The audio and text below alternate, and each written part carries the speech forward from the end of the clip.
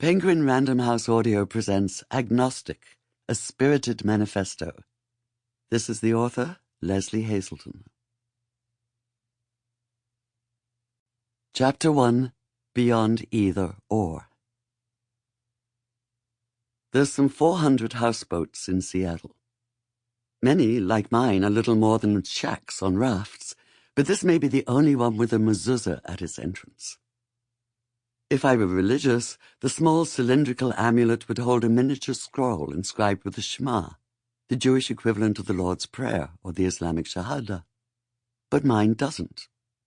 Partly because the scroll kept falling out when I put the mezuzah up on the doorpost, and partly because I don't believe a word of the prayer anyway.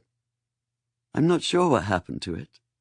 I may have thrown it out in a tough-minded moment, or it may be squirreled away at the bottom of a drawer somewhere. No matter. Most of the time I don't even notice the mezuzah, and neither does anyone else. But I know it's there, and that does matter. Yet why should it?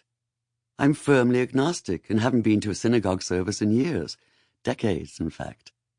So is the mezuzah an empty, sentimental gesture on my part?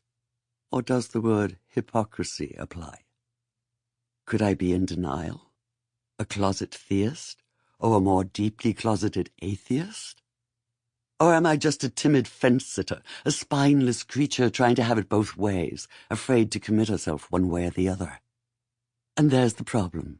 Right there in that phrase, one way or the other. It sees the world in binary terms, yes or no, this side or that. It insists that I can be either agnostic or Jewish, but not both. Even though both are integral parts of this multifaceted life that is mine, as integral as being a writer, a psychologist, a feminist, all the many aspects of this particular person I am. All a part of the way I experience the world and myself in it.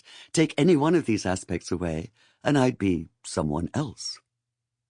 To be agnostic is to love this kind of paradox. Not to skirt it, nor merely to tolerate it, but to actively revel in it.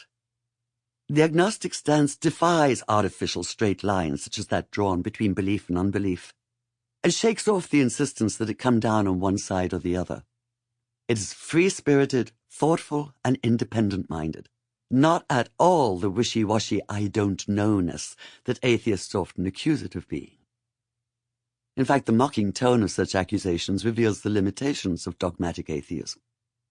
There's a bullying aspect to it, a kind of schoolyard taunting of agnostics as lacking the courage of their convictions, a phrase that raises the question of what exactly conviction has to do with courage.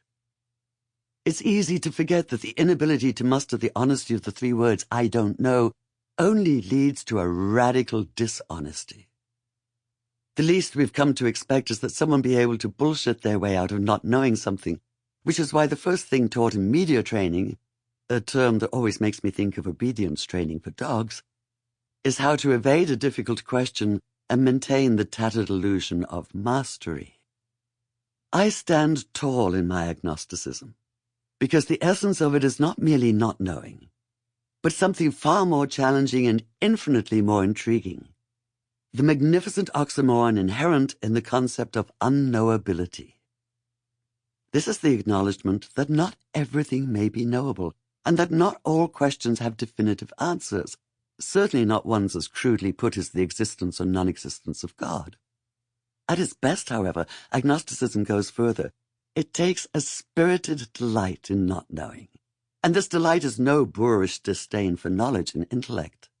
Rather, it's a recognition that we need room for mystery, for the imagination, for things sensed but not proven, intuited but not defined, room in which to explore and entertain possibilities, instead of heading straight for a safe seat at one end or the other of a falsely created spectrum. What's been missing is a strong, sophisticated agnosticism that does not simply avoid thinking about the issues, nor sit back with a helpless shrug, but actively explores the paradoxes and possibilities inherent in the vast and varied universe of faith, belief, meaning, mystery, existence. That's my purpose here.